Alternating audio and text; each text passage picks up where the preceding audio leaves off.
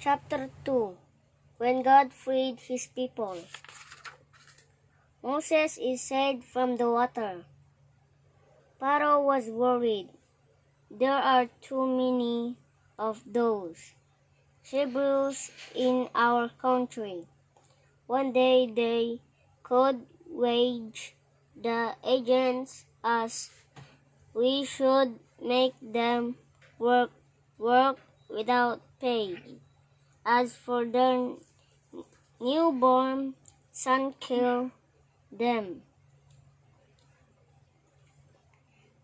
There was panic everywhere. Egyptian soldiers came to every house to steal the babies. Miriam, a daughter of a Hebrew, ran home shouting, Miriam, a daughter of a Hebrew, ran home shouting, "Quick, he must hide my little brother." She and her mother hid the baby in a basket and deposited in the river. Pharaoh's daughter who came to take a bath in the river, saw the basket floating on the water. Oh, a tiny baby, I'll take care of you. I'll give you the name of Moses, which means saved from the waters.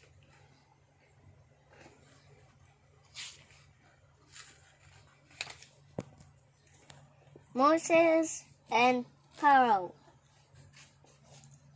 Moses had become a man. He knew that people were unhappy.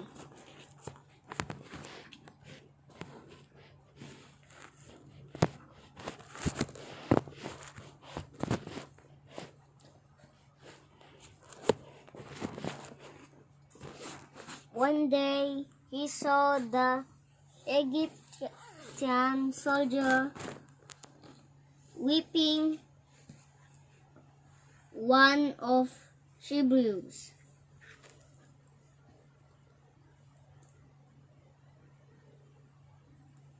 In anger, he killed the soldier.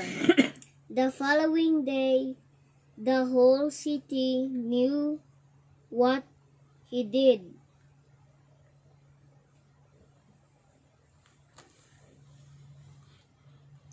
Afraid of Pharaoh's wrath,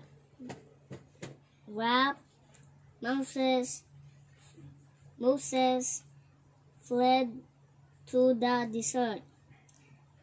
There he became a shepherd. One day in the mountain, he saw a burning bush. The bush was burning, but it was not burning up. He went near the burning bush. A voice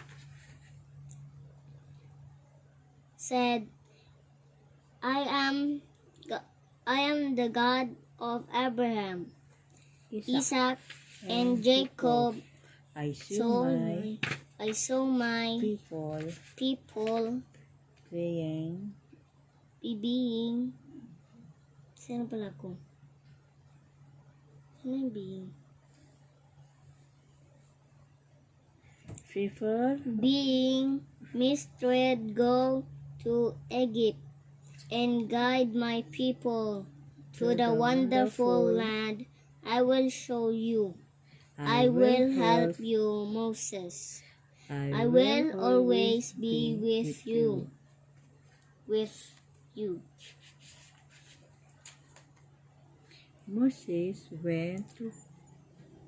Moses went to Pharaoh and said to him, Let my people go. Pharaoh refused. he made fun of Moses. Moses was insistent, but Pharaoh's heart was hard and refused to let Moses' people go. God sent God sent 10 10 great great misfortunes on Egypt, frogs, mosquitoes, vermin, and the plague. Aba, ang daming frog, oh.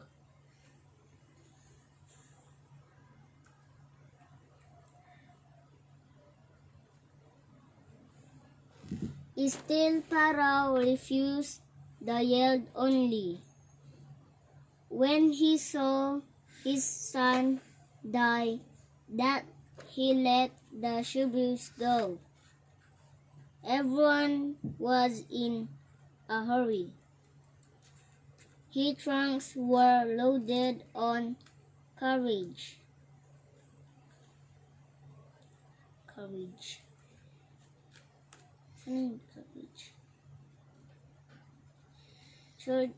Children ran all the streets, overjoyed with excitement at all impending departure. The Hebrews shared a big feast before they began their journey. God kept His promise. Ulam pa rin ng mosquito. Moses walked toward the sea, held his walking stick over the sea. The sea opened up. Pauligad yan, di ba? A large passage was revealed.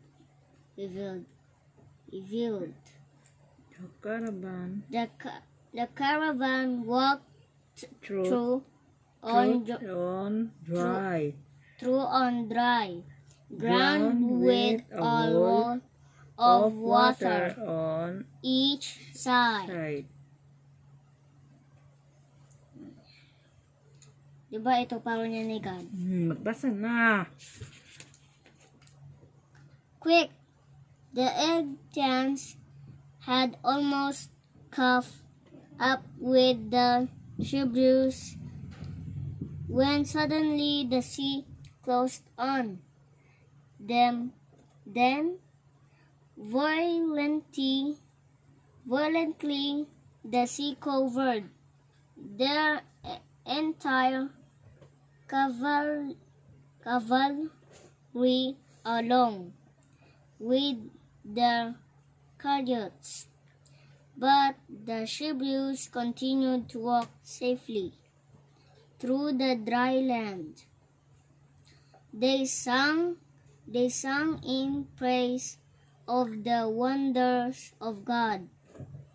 They parted the dance on the sound of tambourines.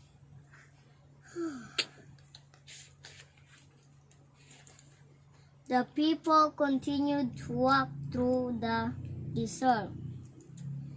It was hot.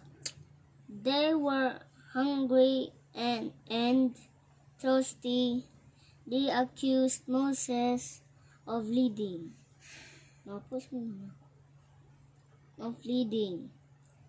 them to death. Leading them to death.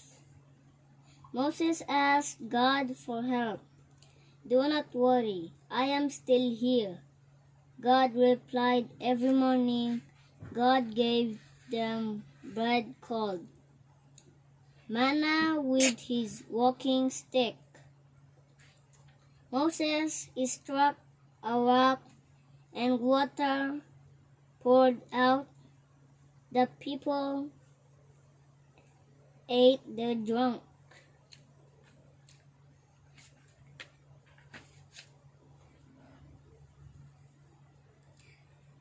The caravan advanced more slowly. The people were very tired. We are tired of walking there exactly, not having enough food to eat. Moses' agent asked for God's help. Do not worry, I am still here. God replied to son. Equals began falling from the sky. These birds are for you. Eat them. Bakit bird kinakain nila? But some people continued to complain to Moses. Because of you, we left Egypt. We shouldn't have trusted you life. Here is too hard. Life was better. Before we couldn't eat all the bread and meat we wanted. Moses did not what to say, so he went up to the mountain to pray God.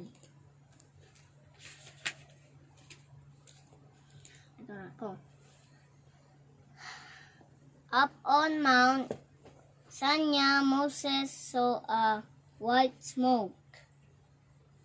He heard God's whispering voice. Do not fear, Moses, I am still here. Continue lead. My people go to back them. And tell me to have faith. It was I who brought you out of Egypt.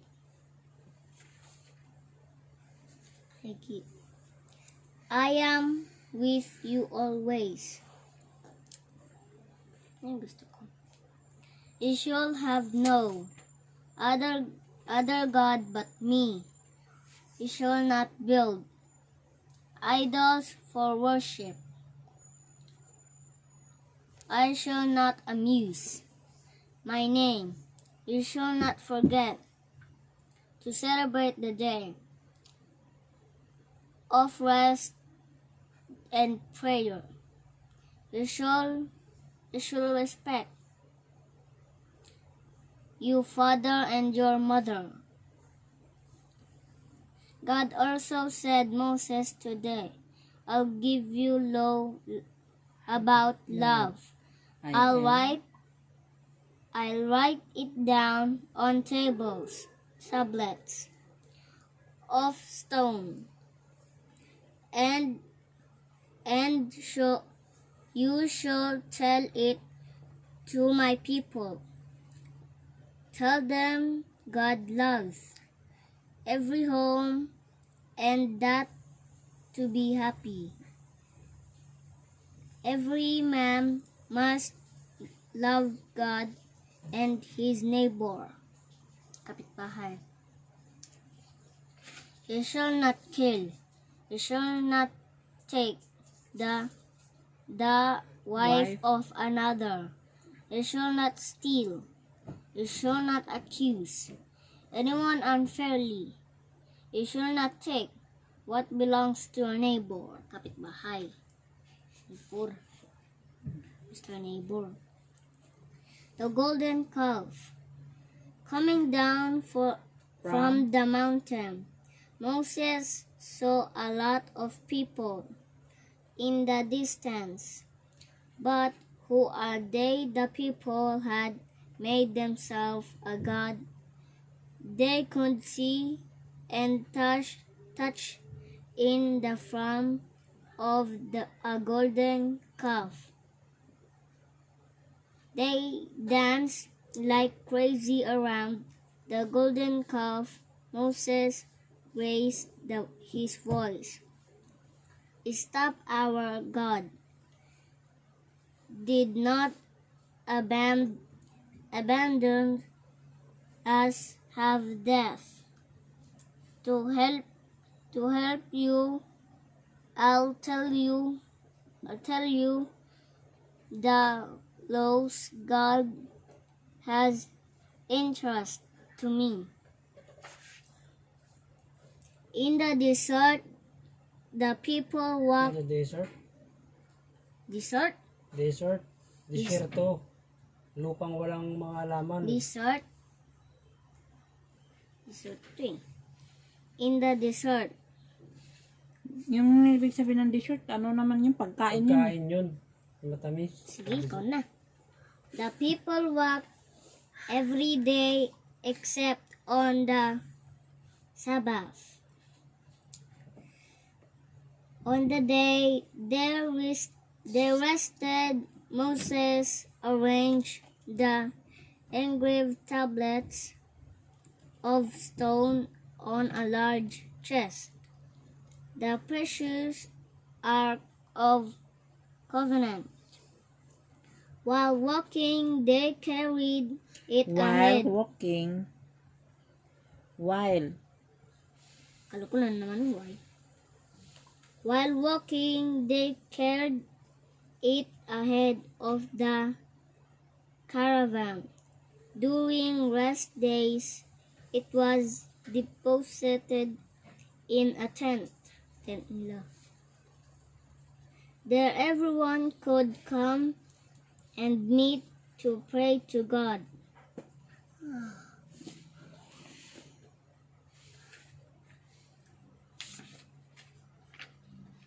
Ano pa? The Promised Land. The journey is over. The caravan ends here. After 40 years of wandering through the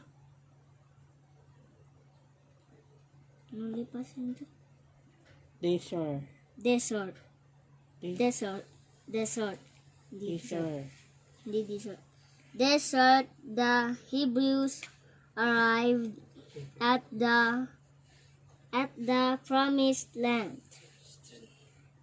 A land rich, beautiful, flowing with milk and honey. May honey ba dyan? Just before their arrival, Moses died. But he had accomplished his mission, and Hebrews were happy to settle in their new country. Bantik mo na dito. Chapter 3 na to eh. So, susunod na lang po guys, yung chapter 3. Pagod na daw siya magbasa. Next time naman po. Don't forget to subscribe and like and share.